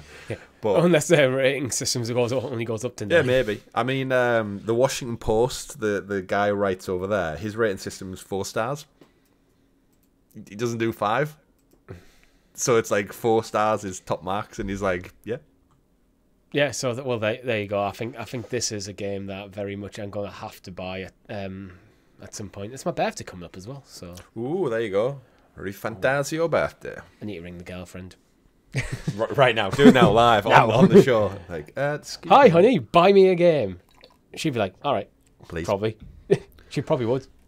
Genuinely. Well, yeah, it sounds like they've got a smash hit on their hands, and again, this is what it's great to see when devs not step out of the comfort zone, because it's very much just still a Persona game, but making new IP, because then this is stuff now when we look back in 10 years and we've got like maybe the sequel, like this is where it spawns from, giving studios that creative freedom to do something new and a little bit different. And we saw it work so well with like last generation, like with PlayStation, giving studios that made great games, but then ultimately went on to do different things, like Guerrilla pivoting from Killzone to making Horizon. It's like, what? And then now we've got the Horizon franchise, allowing Naughty Dog to not just keep making Uncharted games, do something different, and we got The Last of Us out of it. It's like, yeah, like the talent is there. You don't need to shackle, which is ironic after talking about the 343 getting shackled to Halo Studios and everything, including the name. Yeah. But, yeah, looks great. But yeah, and it's worth noting as well that on the PlayStation Store you can download the Prologue demo for free. You can. So I'm assuming you can do it on other platforms. I only checked PlayStation because I was just looking at the price for myself online.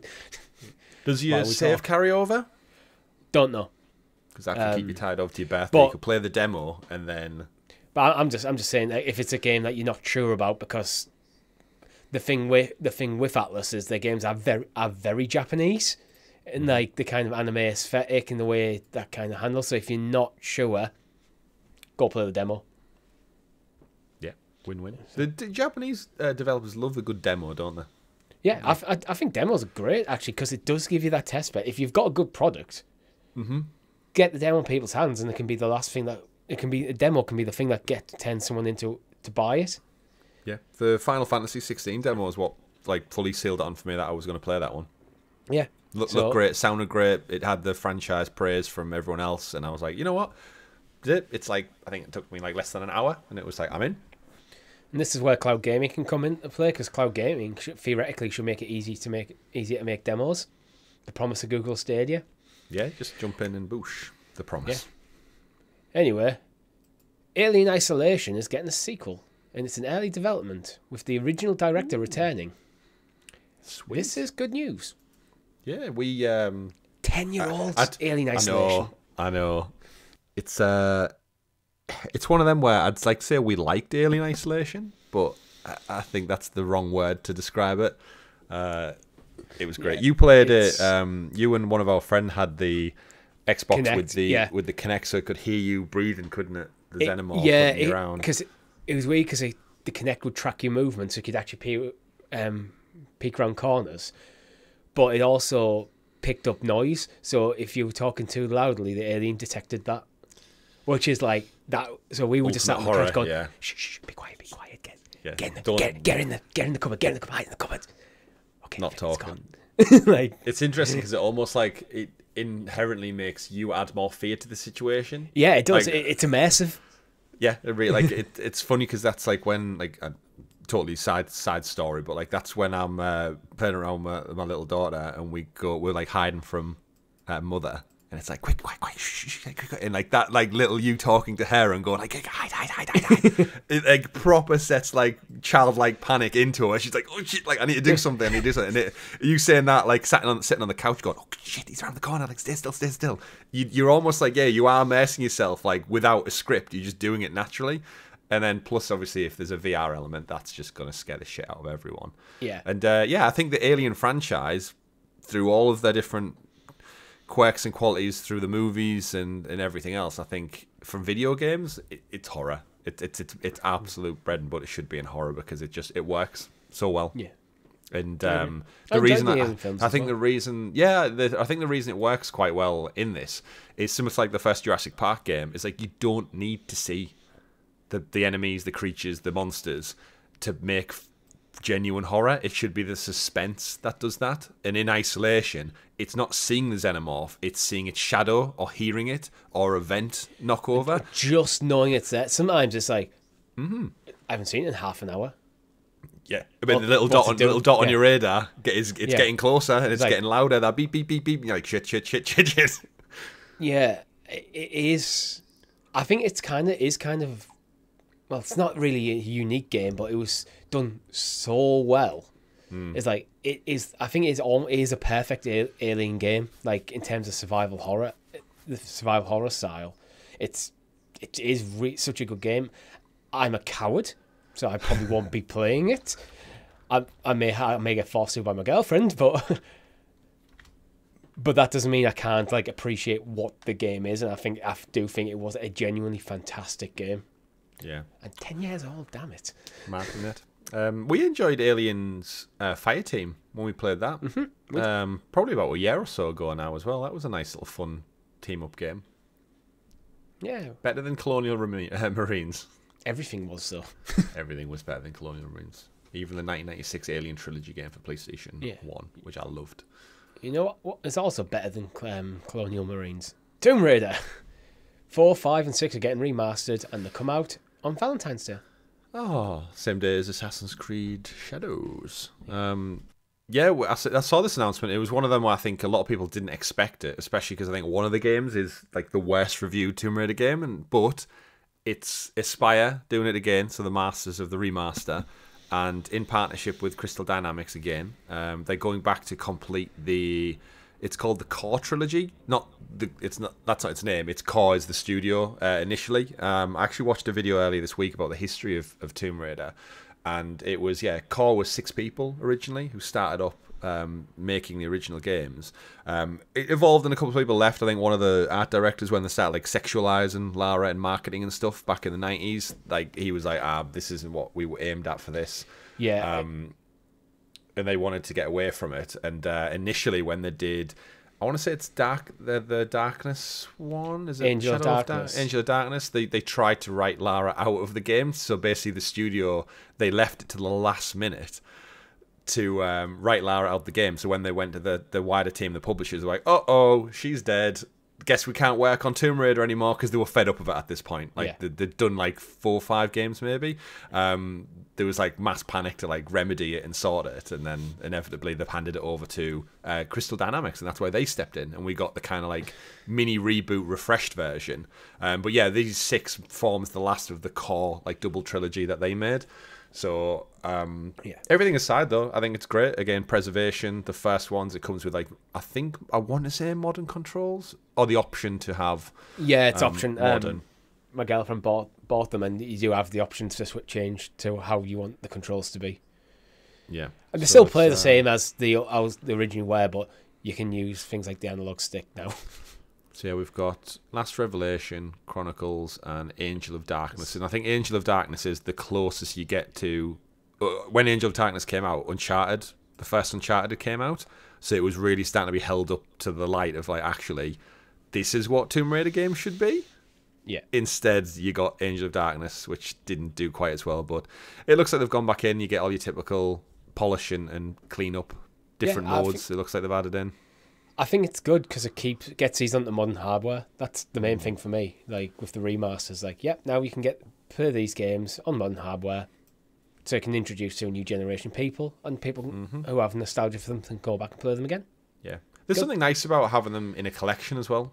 Like Yeah. like as someone who is a collector of physical games, having them just like there, like what was back in the day 3 premium AAA price games, probably 60-70 pound.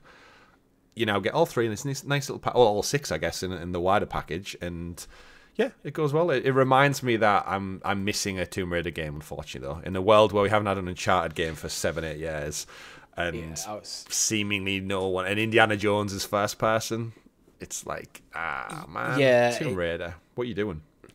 It does feel like we're due to hear about the next Tomb Raider game, because we know they're working on it. Yeah, but remember they've been moved over to Embracer since then, so I don't know how much that'll have slowed them down. But yeah, Crystal Adios, they're out there making some kind of AAA games that we haven't seen anything about yet. So yeah, but if you're a Tomb Raider fan, pre-order now. Like I said, it comes out on Valentine's Day, so what a day to celebrate the legacy of Lara Croft. Or Assassin's Creed, if you prefer. Or Assassin's Creed. Yeah. But if you are a fan of Assassin's Creed, maybe you like Jedi power battles. Probably. Coming to PS5 and PS4 on January the 23rd. Yeah, it is coming to Xbox and PC and stuff as well, I think. But PlayStation put out. I'm reading from the PlayStation blog. I've never played this. I'm guessing I think you have, though. Well, just because you own it doesn't mean you've played it. For all your listeners who's holding up the disc. Yeah, no, I love Jedi Power Battles. It's a tough game. It is. It's a side scroller action game, I guess you'd call it as, where you play as one of the Jedis. And what me and my brother loved about this one is you got to play as Jedis who you didn't ever see in other games. So holding up there. So this is what showed me my love for Jedi Master Plo Koon, who is that guy. Yeah, because he's got an with lightsaber. the orange alien face. Because he's got an orange lightsaber, and I was like, holy shit! This was how I guess I probably knew about other colours other than the ones you saw in the movies. I was like, they can have orange ones, and even though he got absolutely murked within seconds in the movie, it's a tough gig. And seeing another again, I'm sure Disney must have some kind of deal right now with Star Wars and the gaming world, because we're getting so much. We've had Pod Racer, we're getting all the Bounty Hunter games. I think on Switch there's like a collection out where you get all 6 ones, including like Knights of the Old Republic, and now this. But there's some interesting ones actually that come with it. So in terms of the lightsabers, Mace Windu in the original never had a purple lightsaber. It was blue, for whatever reason. It's probably because if the game came out before Attack of the Clones, he was probably never shown his lightsaber. That's a good point, yeah. I'm trying to read through to see what else there was. Yeah, so you can toggle it to the Mace Windu to the purple, but you can also Ki-Adi-Mundi, Plo Koon and Adi Gallia can also change their lightsabers. And cheats also come with it, Richie. So you can have big head mode. You have a massive head, Mace Windu fighting massive head, Darth Maul. Big foot mode. I don't know what that would really look like. And yeah, other stuff as well that's in there. So yeah, it's more. It does have its classic couch co-op as well. Nice. So yeah, that's what I did. Me and brother, we just picked our favorite Jedi and just went, and it's pretty much just hack and slash side scroller in the Star Wars world, and it looks a little bit more polished. It still looks janky and old because it is a janky and old game. But yeah, if you're after some prequel fun, then it's there. It is there indeed. But you know what won't be there is Football Manager 25 because it's been delayed till March. We only covered this on last week's show that Football Manager was official, and then immediately it's delayed. Yeah, it's a weird one, isn't it? Because now you can't help but think like just delay, like just to move on to Football Manager 26 if you're not getting it out until next year now. Yeah, that's the thing. Like, I think because it is a game that realistically only has a 1 year lifespan, unless like some people do play one game and go for like 200 seasons or whatever they play. It does feel like it's a very difficult one when it's tied to football season. I think AFC as well as this, you ideally want these coming out when round like the same week as the first round of fixtures. Yeah, it's it is an odd one. Like, it's unfortunate, but it's already missed the start of the season, and now it's getting delayed to 2025. The season will be halfway done. Yeah, I mean, it wraps up in May. Yeah. So again, not as that it's as relevant. All I can imagine is they have to get it out because they've got contractual obligations, maybe to the license holders of like FIFA and the clubs. They've put a lot of work into it, so they're going to have to get some money coming in somehow. So unfortunately, I think in the long history of the franchise, I think there's probably going to be a dip in sales on 25. But hopefully, the delay will make a better experience and set them up better for 26. It does make you wonder what happened in between the announcement for the date and this week for them to go, oh, here's when it's coming out. Oh, actually, no, it's not. Like, what happened in that time frame for them to suddenly decide, actually, it's not ready yet? It might just be a case of, like, the announcement scheduling was locked in months ago. So that's just went out because someone's job has probably been sat there. Oh, it's this day. I now need to write the announcement post, get it out there, get the marketing machine going, and then in a different meeting a few days later, go, okay, so what's the status of the game? Oh, you've come to this meeting to ask for a delay. Okay, then we'll have to do that, I suppose. Yeah, it's. I mean, they say in the blog, they say like timelines were already tight as it is, and rightly pointed out by many in your recent comments, we're simply rushing too much and in danger of compromising our usual standards. This has put an enormous amount of pressure on everyone working across the studio, who are all passionately committed to delivering the best game possible. FM25 is the biggest technical and visual enhancement in the series for a generation. We simply cannot compromise on the delivery of this crucial juncture in FM's history to rush towards a release in November. Of course, it's not what you've expected from us, being 7 weeks out from release, but in the spirit of our studio values, we always consider the bigger picture, and the bigger picture here is that we need additional time to deliver a game we can be proud of. Yeah. So again, delaying a game's always great. The right thing. I mean, it's interesting where they all say delay is never great, but I think it does tinge a little bit on this one because of the nature of like the sport that they're covering. But yeah, I think for a game like there's a lot of people like were unhappy with Assassin's Creed getting delayed. I'm just like, delay it as long as you need. I'd rather have a good game than a broken one.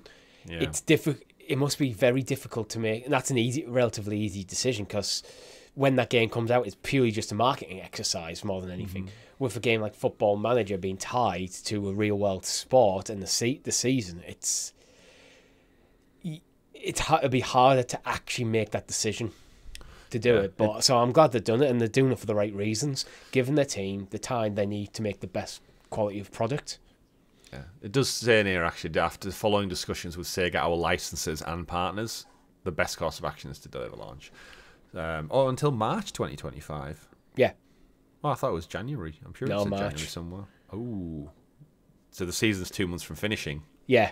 That's what I mean. It's like... That's mere weeks from wrapping up. This is what I mean, where I said it's like, they're knowingly going to take a hit financially in this one because they're not going to sell the same amount of copies. So they've probably told Sega, told the partners, look, it's going to be down year on the game. The reason it's going to be down year is because we need to delay it, but we want to make sure it's right. So 2026 and 2027 going on, we have the best base to work with because it's not just like for this one. It doesn't look like they're just putting out the next game. They're doing a lot of behind the scenes. Yeah. Additional work, probably upgrading the engine, increasing the graphical fidelity for a spreadsheet simulator. Yeah, it's an interesting delay. I am curious what the knock-on effect will be of like next year's version now, because unlike EA, who probably have multiple studios in rotation on every version of EA Sports FC, this is just one studio, so we shall see. I'm not sure if there will be because they probably won't make any major upgrades to the game. Yeah, just roster and stuff. True. Yeah. Interesting. But in a world where everyone just has EA Sports FC, it's nice to see some competition in the field. Yeah. On the field, on the pitch. But and it's a very different game as well to like EA Sports FC. Absolutely. So yeah. You know, it is a different game. Silent Hill 2 pre-orders from Get Him in the UK not going well.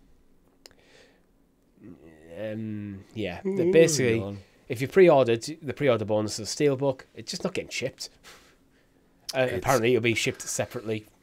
I think we're all at a point where we just need to agree to stop buying things from Game, because like I don't know, like it's not a game shop anymore. It's a weird Funko Pop shop. It's a weird Funko Pop shop in the tiny corner in Sports Direct, which is a sports jumble sale. I think they do have some standalone shops still, but it's there's lots of news coming out this week that people who've pre-ordered games, Silent Hill and stuff, they're not getting certain parts of the copies of their order, and that goes to steelbooks. And I've had this personal experience before with BioShock. I ordered the BioShock trilogy years ago with the steelbook, and again, as it got closer to release, they didn't have it in, and I remember like having to, like, it launched, and they didn't have it, and it was like with pre-order, so like it should be there day one.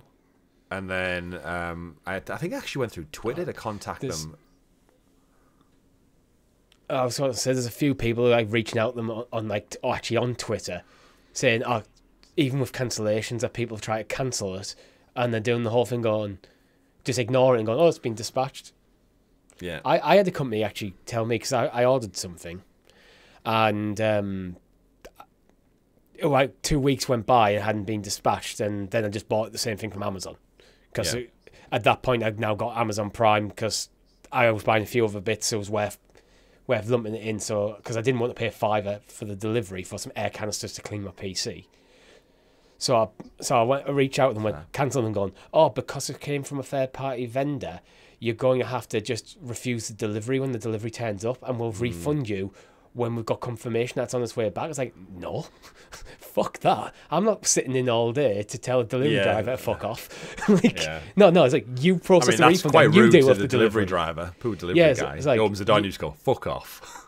It's like, don't want it. Wow. They're like, no, that's just ridiculous. It's a ridiculous thing to ask your customer to do. It's like, no, you process the refund and you contact the delivery company. I ain't doing your work for you. It's madness. I had that with Amazon though as well, where I had to tell the driver like I don't want it, and so he drove all the way to my house, got out of the van, came to the door, and I was like, sorry, I don't want to cancel it. Just for him to tap on his screen, cancel, and then I get the message straight away through the app saying order cancelled. Your refund will be issued within 2 to 5 days. I was like, why could customer services not just do that before the poor guy had to get it in a van and come out to me? This is my point. They were saying it's been dispatched. I was like, I haven't received a dispatch email. So as far as I'm concerned, it isn't being dispatched. Yeah. And it wouldn't have been dispatched when I sent my initial email. So why don't you pick up the phone, if it's been dispatched, ring the delivery company and go, that order's cancelled. Yeah. Surely you've got a process how to do that. Like, pick up a phone. But, it's like one of them where it's just like a company trying to hide behind another company to, like, because they said it was a third-party vendor, but it's like, yeah, but you took my money, not them. Yeah. It's like, no, it's like, you do it. Yeah, I feel sorry for the people who work in customer services sometimes, because it's not their fault, but their company's policies are shit. It's just they've explained that it's something to do with the move over to the Fraser Group system. So for those who don't know, it's Mike Ashley's Fraser Group, who's the millionaire guy who me and Richie don't like because we're Newcastle United fans. And he's acquired it, and he's trying to get them over to the same pre-ordering system that they use in all of their shops. So again, I guess they're just trying to like unify the back end behind the scenes stuff. But apparently, customer who had orders when they've moved to the new system after a certain cut-off point on the date, their order just isn't showing on the new system, so it's like it doesn't exist. That's why you're saying they've took the money from people, but when people are complaining, they can't find the order's existence to either refund or... So it's like the money just doesn't exist. It's like, it sounds like a proper tax fiddle, which... Yeah. Read into that what you will. And then this one, it probably is a genuine technical issue. Yeah. Rather than... But it's not good enough, though. Like, no, it's not like... There's nothing more disappointing than not getting you... Whatever it is in whatever industry, like ordering something and you've got a date locked in and you don't get it that day. It's like, but I did everything in my power to... Because I wanted it day one. Like, I wanted to see it. That's the thing, though. The point of a pre-order is so you can get it day and date. Everything else is a bonus, not the point. Yeah. So you pre-ordered it, and so that's why you've paid up front to get it. Because if you didn't care about day and date, you just buy it whenever you wanted it. Yeah. So people not get. I know it's the steelbook. I know it's basically a case, but there's still the thing that someone's ordered. Like, yeah. And I don't understand how in this world the game's shipped out, but the steelbook isn't with it. It's like, how are they not just together? Like, I don't know. I mean, when I've got baffling. steelbooks before, it's been like, usually get the normal game in its normal package, and then also a steelbook. But the are usually shipped together. Yeah, it's baffling. But hopefully it'll get remedied. But I think it's safe to say I for whatever reason, I'm never going to get anything from Game. I think Game's dead, to be honest. I think it will be dead soon, unfortunately. Maybe it will become just an online retailer, and that's it. Yeah. Remember when we had like Game Station, Game... Yeah. Electronics Boutique. That became Game, didn't it? You could go in Woolworths to have a look. All these other great shops have just died on our high streets. Yeah. Well, even supermarkets are pulling games from their shelves nowadays just because they're just... People don't buy them, I suppose. Yeah, our local Tesco's doesn't even have an area for it now. They just got little voucher receipts on a wall. Yeah, it's like, there's no fun in that. Yeah, but tell you where there is fun, Richie. Black Ops 6. Potentially. It depends if you can install it. It's because it's 137 gigabytes on Xbox. The size. Yeah, that's a chunky boy. This is a. I'm curious to see what with this being the first Call of Duty to launch, now Microsoft own them. Yeah. I'd say that you're playing this on cloud could be a good option, but I'm curious to know, is it Ubisoft are in charge of all the Call of Duty cloud releases now, right? For some reason, yeah. Because of the deal are broken. It's like, can Ubisoft pull a finger out quick enough to approve this to go on cloud day one? Or do we have to install it? If it's just a thumbs up from Ubisoft, you go, yeah, we'll take 5% or something of cloud sales. I'm sure the Ubisoft will go, yeah, go and do it. We'll take the money for doing nothing. What's the storage on our Series S's? I think it's 500. Ooh. I think the newer ones are a terabyte, aren't they? Yeah. So this is the thing why I actually think even the PlayStation 5, the standard's about 500. 1 terabyte should be the minimum nowadays, unless you're Nintendo and somehow you can get away with like 64 bits or something, 20 whatever. Yeah, 20 megabytes. Should point out this is the box art has leaked for Black Ops, and it says minimum requirement of 137 gig. So that day one patch is gonna be a big boy. Yeah. I reckon 150 upwards easily. Oh yeah, I think this is definitely going to balloon in size. What was Warzone's? Wasn't Warzone's like close to 500? It's something like that was a thing. System requirements. I can't find it. 300 gig approximate size. 281 on Xbox for Warzone. Yeah, so and the thing is, I don't feel I could recommend people buy the official like storage expansions that they offer, because I think they're way overpriced compared to the little plug-in ones. Yeah, compared to what you could actually just buy an external hard drive. That just But yeah, if you're interested in Black Ops, you're gonna have to clear up your hard drive a bit. Yeah. I mean, we're going to, because we're probably going to play it on the channel. And I looked at the timing of this. Yeah, the launch date means that we could probably get a live stream in launch week, because it's close to Halloween. We could do the zombies mode. Oh, that'd be cool. It's open world co-op zombies mode in a brand new title, and a game that I'm going to check out for the first time in many years because it's free on Game Pass. So, this is why if people want to play that with us, you need to subscribe to the channel. And delete everything from your console. Yeah, delete everything from console. Hopefully it'll come out the cloud as well. Yeah. Most Xbox stuff does, but with it being Activision, there is that question mark. But actually, cloud gaming for every Xbox, Chris? Yeah. Will Xbox... What's going on with Xbox and cloud gaming? Because it feels like we haven't had much news in a while. It's been a bit quiet. The long-rumoured expansion of cloud gaming for Xbox players means any game they own, rather than just being a Game Pass title, can be streamed. So we've expected this for a long time. I think Phil Spencer did say it's coming this year, like right back in January, when they did the what was it called? I can't remember what the developer direct or whatever they call it, _direct, I think it is. They said during the interviews then that they are still working on it. So yeah, it's coming. Yeah. So Sarah Bonds actually tweeted, the court's ruling to open up Google's mobile store in the US will allow more choice and flexibility. Our mission is to allow more players to play on more devices. So we are thrilled to thrilled to share that starting in November, players will be able to play and purchase Xbox games directly. And that's in relation to another story, isn't it? That's with their lawsuit with Google's storefront. Directly from the Xbox Android app, yeah. Yeah, that is... We're talking about cloud gaming on games you bought. Yes, I have got the wrong article up. I was going to say, I don't know why you're pulling that. I mean, the quote also lines up with it. But saying that, it's about time that, like, similar to, like, when we had Stadia, obviously, every game you had was streamable because it had to.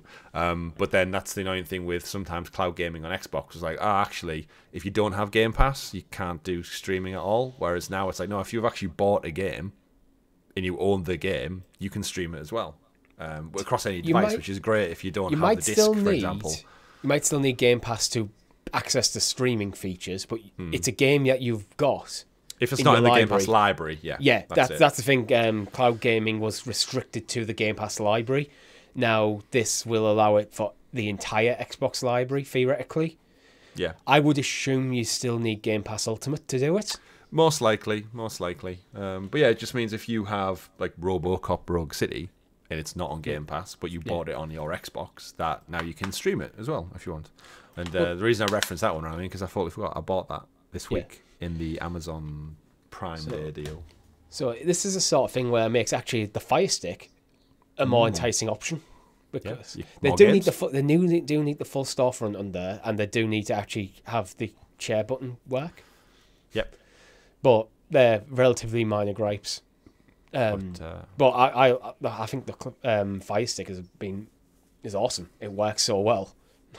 So yeah, I think good news all around. More Xbox games in the cloud. They're now able to sell them on storefronts that aren't monopolised. So yeah, good day for Xbox. Yeah. While we're still on Xbox, Chris, do you want an Xbox Series X in Indiana Jones? I would take one. Well, I'm not selling you one. I don't have one to sell, but yeah. But new Xbox, Indiana Jones decals on it. What are your thoughts? It looks good. It doesn't look like my favourite one. I don't like it.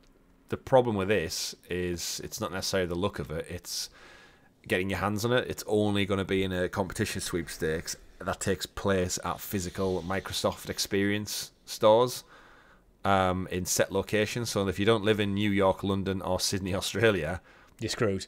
There's no chance. You could be the biggest Indiana Jones and Xbox fan on the planet, and unless you've got a one-way ticket to one of these places for those particular days, and then need to win the prize raffle, that's some mighty fine odds that you need to do. I don't like the look of the console. The controller, however, with the little diamond buttons, like little gems. Yeah, and it's got a weird, like, dark leather kind of aesthetic with like a gold back. It's like a very orangey gold. Is the leather his whip or his jacket, do you think? I want to say jacket. Yeah. But I think it's a cool looking controller. Yeah, am I right in thinking the console sits, for those who don't know visuals, it's like a relic, like, platform that I think the Series X sits inside the relic. That, perhaps, maybe? I'm not sure you want to keep it inside the relic like itself, because for like cooling reasons, but it looks cool. Yeah, it's. I mean, the console itself is just a gold block, like presumably styled on the idol from the first movie. Yeah, it's random. It's Xbox love to make a very bespoke, unique tie-in game console. Sorry, crazy. Indeed, but I think that's all we have time for the news. Shall we talk about this week in video game history, Chris? Let's do it. October the 12th. What's jumping out to you? Not much. Slim pickings. Like I said, September was such a banger, and everything since then has been disappointing. Nothing really. Pokemon X and Y on the 3DS 11 years ago today. Love them games, actually. There was some. It's not a popular common take, but I think Pokemon X and Y are one of my favourite games in the franchise. Wow. Never played them. Skipping a day ahead to October 13th, we got Dead Space, 16 years ago, back in 2008 on PS3 and Xbox 360. We also got Brutal Legend featuring Jack Black 15 years ago, too. And for you and me, Uncharted 2 Among Thieves dropped on the PlayStation 3 15 years ago. Uncharted 2. Oh, wow. Which is mad. Borderlands, the pre-sequel. Yeah. Really good game. 10 years ago.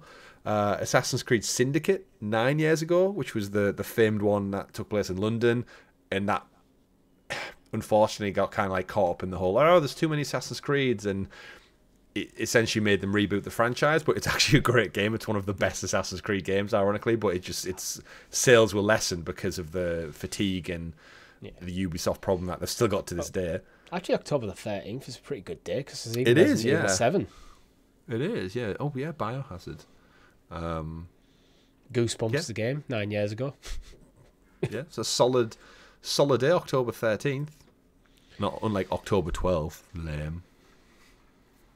But yeah, indeed. I like it. Me too. And what I also like is this podcast, but it's over now. So thank you very much for listening. Like the video, subscribe to the channel, hit the bell to keep up all fantastic content here.